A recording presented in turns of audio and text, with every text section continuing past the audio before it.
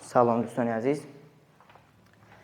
مسئله یک در موضوع سرعت میانه داده شده است. شرط مسئله چنین است: اتومبیل نصف اول راه را با سرعت V1 برابر 10 متر تقسیم ثانیه و نصف دوم راه را با سرعت V2 برابر 15 متر تقسیم ثانیه تعیین نمود. ما باید سرعت میانه اتومبیل را در تمام راه یابیم، یعنی سرعت میانه اتومبیل در تمام راه یافته شود. حل: یک رسم بر مسئله موافق را تصویر می نماییم. فرض میکنیم که این تمام راهی که اتومبیل رفت و از همین راه نصفش را موافق شرط مسئله با سرعت V1 رفت و نصف دوم را با سرعت V2. ما نصف اول را با یگام حرف S، نصف دوم را هم با حرف S اشاره می نماییم. اکنون سرعت میانه در تمام راه این برابر است به سرعت میانه این تمام راهی طی کرده و تمام وقت سپری شده می باشد. تمام راهی طی کرده این دو اسم می باشد. تمام وقتمان وقتی که در قطعه یکم صرف می شود و وقتی که در قطعه دوم صرف می شود. وقتی قطعه یکم T1 و قطعه دوم T2 اشاره می نماییم. اکنون برای T1 و T2 ما معادله ترتیب میدیم. ما بر T1 و T2 را یافتنمون در کار.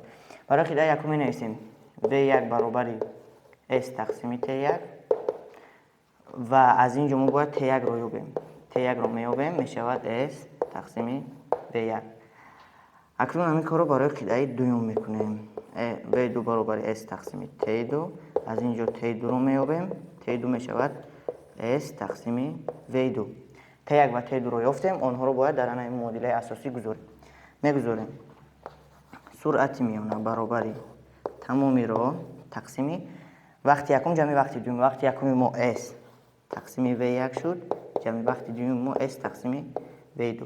از بس که S ها در همه اعضای معادله هستند آن اختصار می شود و میموند 2. در اینجا ما داریم مخرج عمومی می دهیم. مخرج عمومی ما V1 ضرب V2 می شود.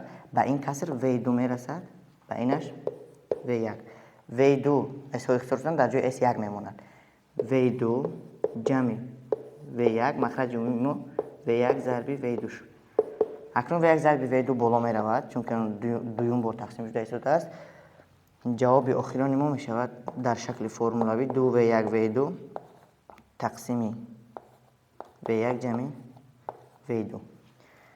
این جواب آخران در شکل فرمولوی می باشد یا در شکل عمومی و اکنون قیمت های عددی را گذاشته 10 و 15 در جای V1 و V2 می گذاریم و جواب آخران می شود 12 متر تقسیم ثانیه. مسئله یکم ما بود که نصف اول راه. اکنون اینجا نصف اول وقت را ماشین با سرعت V1 می رود و نصف دوم وقت را وقتی حرکتش با سرعت V2.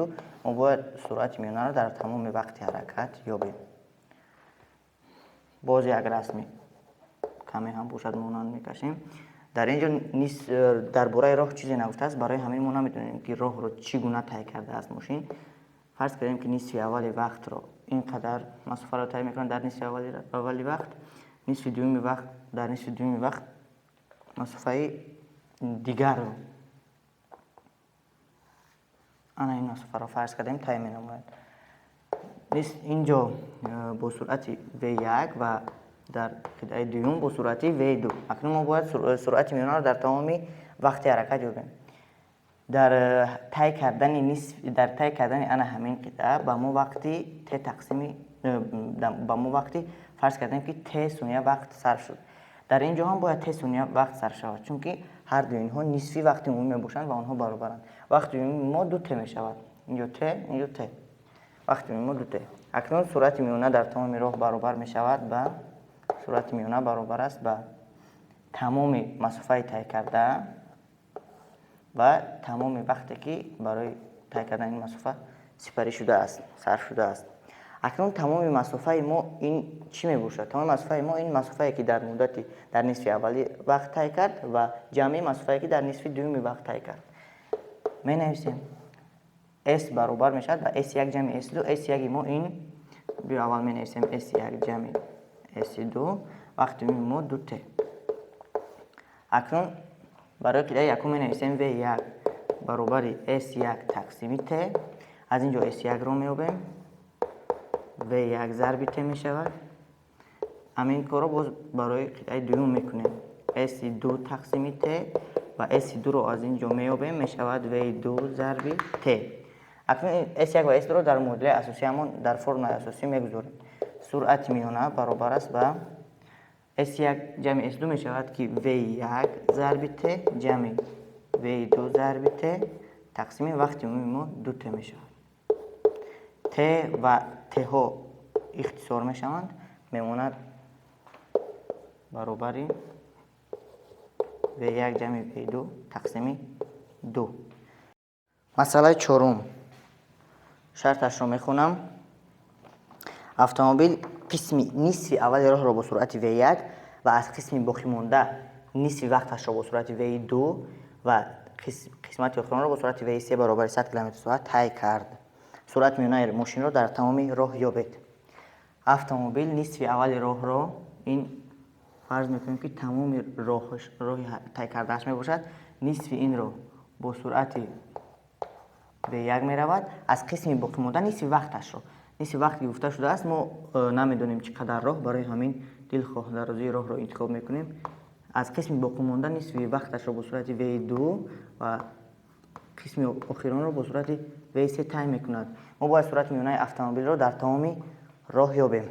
برای این اول ما سرعت میانه اتومبیل را در نصف دوم راه مییابیم، بعد دوام مسئله را حل مینماییم.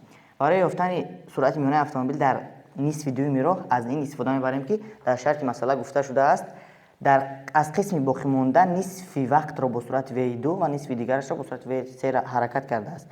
از بس که در اینجا از این وقت عمومی نصفش را با سرعت V2 و نصفش را با سرعت V3 طی کرده است، از این استفاده بوده میگوییم که در اینجا T ثانیه وقت صرف کرده است، در اینجا باشد T ثانیه و وقت عمومی در همین قطعه 2T میشود، یعنی نصفش رو در اینجا T دیگر رو در اینجا صرف کرده است.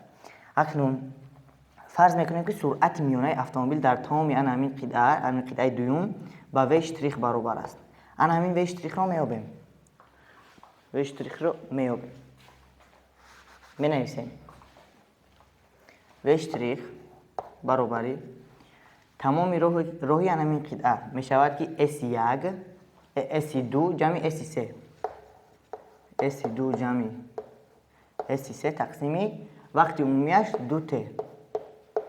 S2 میشود V2 ضرب T، V2 ضرب وقتی که S2 رو رفته است، این T میباشد T جمع S3 میشود V3 ضرب وقتی که همینجا رفته است T تقسیم 2T.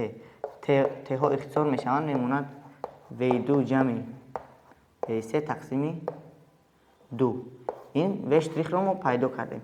اکنون مسئله مثل مسئله یکم شد. در مسئله یکم ما بود که ماشین نصف اول راه را با سرعت V1، نصف دوم راه را با سرعت V2 می رود.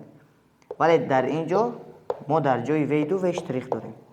تمام مثل مسئله یکم این طرف مسئله را حل میکنیم. می شود سرعت میانه برابر تمام راه ما این 2S، فرض کردیم که اینجا S هست و اینجا هم S، تمام راهمون 2S تقسیم تمام وقتی که در اینجا صرف می شود S تقسیم V1 جمع وقتی که در قطعه دوم صرف می شود S تقسیم V اشتریخ و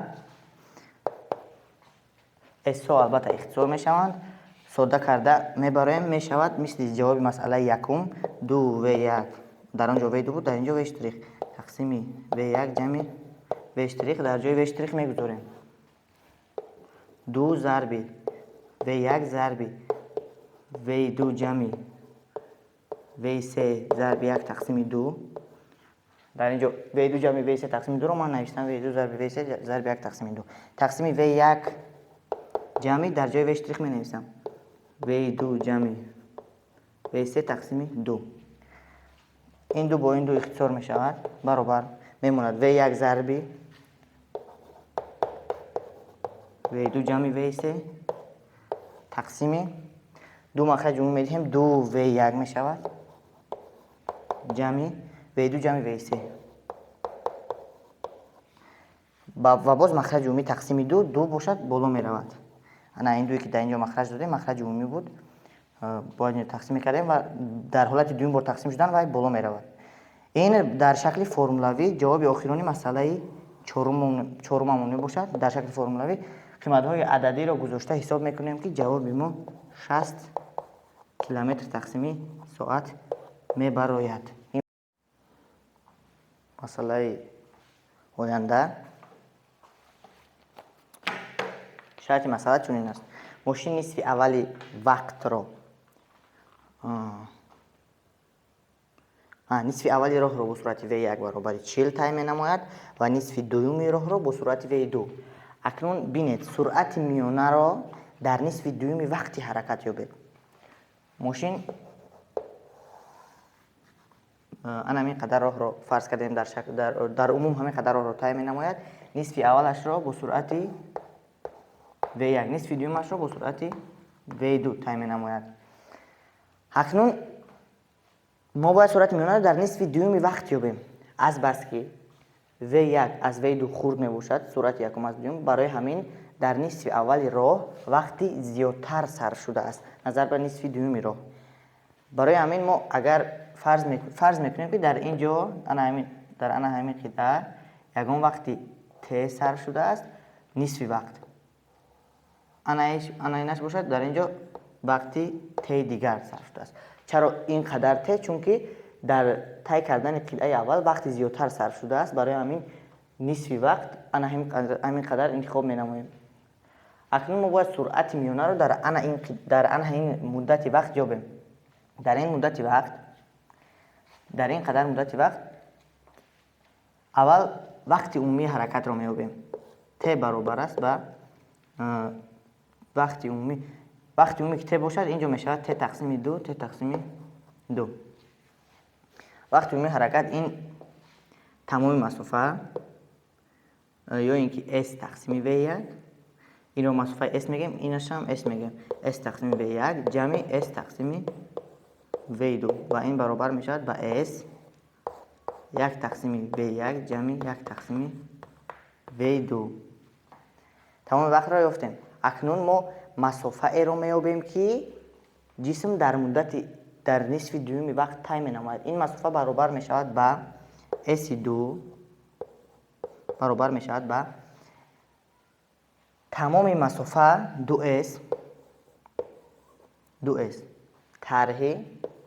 اگر ما از تمام مسافه انا این قدرش را طرح نماییم، مسافه‌ای که در قسم دومی در نصف دومی وقت طی می‌نماید اتومبیل یافت می‌شود. یعنی از تمام مسافه ما این قدرش را طرح می‌نماییم. 2s طرح انا اینو طرح می‌نماییم. این میشود که v1 ضرب ت تقسیم 2 این قدر را v1 ضرب ت تقسیم 2 ما انا همین ت ما همین میباشد تقسیم 2 کنیم میشود s تقسیم 2 1 تقسیم v1 جمع 1 تقسیم v2. s2 رو هم یافتیم. اکنون سرعت میانه در نصف دومی وقت میشود o2 برابر راهی که در نصف دومی وقت طی کرده میشود و وقتی که در این مدت صرف کرده میشود. وقتی در این مدت صرف کرده شده این ت تقسیم 2 میشود. یعنی انا همین افاده تقسیم 2 s تقسیم 2. بیاید اول در شکل عمومی مینویسیم.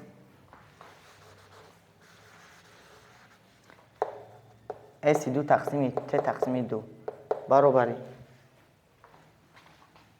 اکنون میگذاریم s2 ما انا همین افاده می باشد 2s طرح v1 ضرب s تقسیم 2 1 تقسیم v1 جمع 1 تقسیم v2 تقسیم ت تقسیم 2 ما انا همین افاده تقسیم 2 s تقسیم 2 1 تقسیم v1 جمع 1 تقسیم 2. همین مدل رو حل کرده، همین کسر رو ساده کرده ما v o2 رو میابیم، یعنی سرعت میانه در نصف دوم وقت.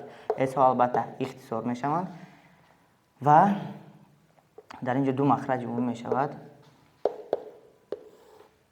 2 ضرب 2 در اینجا 2 با این میرسد. سرعت و مخرج رو با 2 ضرب میزنیم. 2 ضرب 2 4 طرح 2 ضرب انا این 2 اختصار میشود v1 میموند 1 تقسیم v1 جمع 1 تقسیم v2 تقسیمی در اینجا میموند. این صورت رو هم باید با 2 ضرب بزنیم چون که مخرج رو باید با 2 ضرب بزنیم چون که صورت رو ضرب دادیم. این دو هم میرود، یک تقسیم V1 میموند، جمع یک تقسیم V2 و اکنون V1 معادله رو با V1 ضرب V2 ضرب میزنیم. در اینجا میشود که 4 V1 V2 طرح V1 تقسیم V1 1 میشود، 1 ضرب V1 V2 میشود V1 V2 جمع V1 تقسیم V. این طرح با این جمع طرح میشود، طرح V1 تقسیم V2 و ما باید معادله رو با V1 ضرب V2 ما معادله رو ضرب زدیم. برای همین V1 ضرب V2 رو باید با هر یک اعضا ضرب زنیم. تقسیم در اینجا V2 تقسیم صورت رو که ضرب داریم مخرج رو هم ضرب میزنیم. V1 ضرب V2 تقسیم V1 میشود V2 جمع V1 ضرب V2 تقسیم V2 میشود V1 برابری. در اینجا V2 با V2 اختصار میشوند، V2 با V2 اختصار میشوند و ما داریم 4V1 V2 طرح V1 V2 میشود 3V1 V2 3V1 V2 طرح V1 کوادرات تقسیمی در مخرج داریم V1 جمع V2 یا اینکه در اینجا V1 رو از قوس میبریم 3V1 3V2 آخر 3V2 طرح V1 تقسیمی V1 جمع V2. این جواب مسئله در شکل فرمولوی می باشد. مسئله خیلی عجیب است چون که نصف اولی راه رو با صورت V1 نصف دومی راه رو با صورت V2 داده شده است، ولی سرعت میانه رو نه در تمام راه بلکه در نصف دومی وقت یافتن در کار. قیمت های عددی رو گذاریم، جواب ما میبراید که اوی 2 برابر میشود به 56 کیلومتر تقسیم ساعت. میگذاریم به مسئله آینده.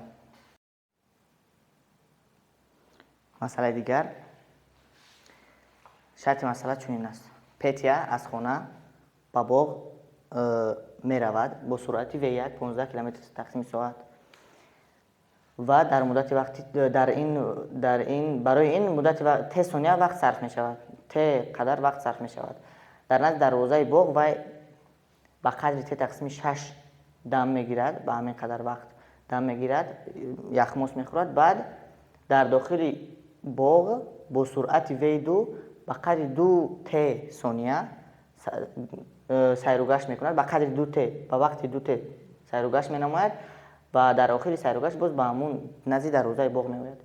بعد از آنجا با سرعت V3 به خانه برمیگردد. سرعت میانه آن را در تمام راه یابید.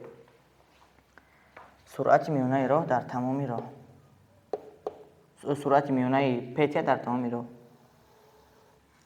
این تمام وقتی تمام راهی طی کردهش و تمام وقتش پس شده است. تمام راهی طی کردهش رو میبینیم. و از خانه به نزدیک دروازه باغ می رود با سرعت V1 و در T ثانیه، یعنی مسافه از A تا B می شود V1 ضرب T جمعی. در وقت یخموس خوردنش و مسافه را طی نمی کند جمعی. اکنون در داخل باغ سیر و گشت می نماید با سرعت V2 به قدر 2T به قدر وقت 2T، یعنی مسافه که در داخل باغ طی می کند V2 ضرب 2T می شود جمعی. باز همان مسافه که رفته بود در نزد دروازه اومده، باز همان مسافه که رفته بود با همان مسافه را از اون طرف می آید، یعنی به خانه می آید. این مسافه را ما با ویس افاده نمی چون که وقتی نامعلوم پیدا میکنیم.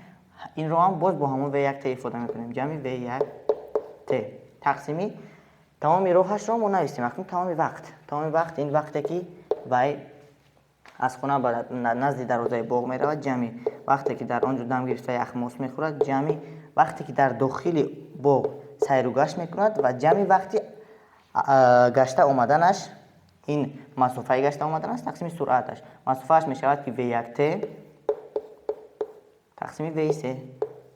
این وقتی می باشد که گشته می آید برابری V1T جمع V1T. هر دو اینها رو جمع می نماییم می شود 2V1T. این جمع 2 است، 2 رو از قوس می براریم V1 جمع V2. البته T ها اختصار می شوند، در اینجا 1 می ماند 2V1 جمع V2 T اختصار شد در اینجا موند 1 جمع 1 تقسیم 6 جمع 2 جمع 1 تقسیم 3 1 جمع 1 تقسیم 6 جمع 2 جمع 1 تقسیم 3 برابر. اکنون ما مودیله رو با 6 و 3 ضرب میزنیم چون که در اینجا 6 و 3 اختصار شود، هم کسر رو هم صورت رو هم مخرج رو، چون که قیمت کسر رو باید تغییر ندهیم. 6 و 3 ضرب 2 میشود 12 و 3 6 و 3 بله 12 و 3 ضرب و 1 جمع و 2 تقسیم 6 و 3 ضرب 1 میشود 6 و 3 جمع 6 و 3 ضرب 1 تقسیم 6 میشود و 3 خودش جمع 6 و 3 ضرب 2 میشود 12 و 3 جمع 6 و 3 ضرب و 1 تقسیم و 3 میشود و 3 با و 3 میرود 6 ضرب و 1 6 و 1 برابر. اکنون 6 و 3 جمع و 3 میشود 7 و 3 7 جمع 12 و 3 میشود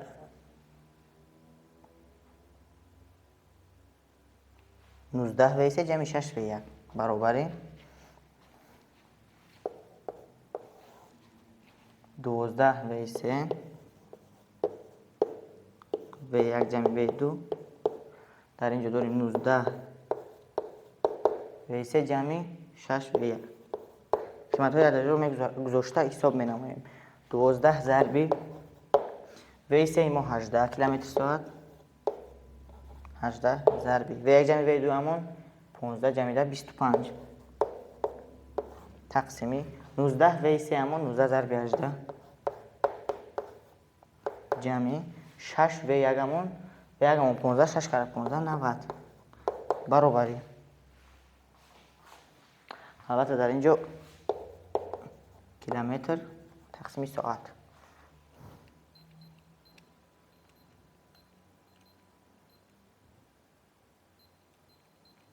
5400 تقسیمی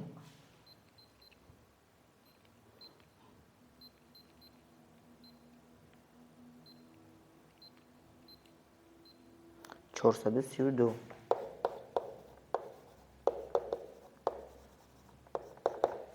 کیلومتر تقسیم ساعت.